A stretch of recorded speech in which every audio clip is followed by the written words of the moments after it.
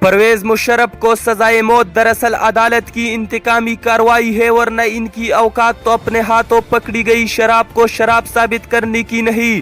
بلدیہ ٹاؤن علی انٹرپرائز کے 350 لوگوں کے قاتل رحمان بولا کا کیس اعتراف جرم کے باوجود انہی عدالتوں میں لٹکا ہوا ہے۔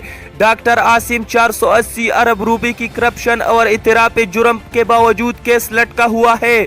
نواز زرداری تمام تر ثابت شدہ کرپشن، منی لانڈرنگ، ملک سے و ملت سے دغا بازی سب کچھ سامنے ہونے کے باوجود عدالت ان کی لنگڑی گوڑی ہے۔ منشیات سے بڑی گاڑی سمت رنگے ہاتھوں پکڑے جانے والے رانا ثناء اللہ کے بارے میں عدالت گونگی۔ ماڈل ٹاؤن کے واقعے کے ذمہ دار شہباز شریف کے حق میں خاموش، رنگے ہاتھوں پکڑی گئی ایان علی باہر۔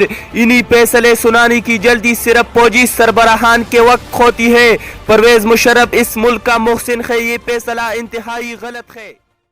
مزید اس طرح ویڈیو دیکھنے کے لیے آپ ہمارے پیج پاکستان چینل کو لائک کیجئے اور اس کے ساتھ یوٹیوب چینل کو بھی سبسکرائب کیجئے تاکہ ہر آنے والی ویڈیو آپ کو آسانی سے مل سکے۔ اپنے میزبان عدنان فراز کو اجازت دیجئے۔ اللہ حافظ۔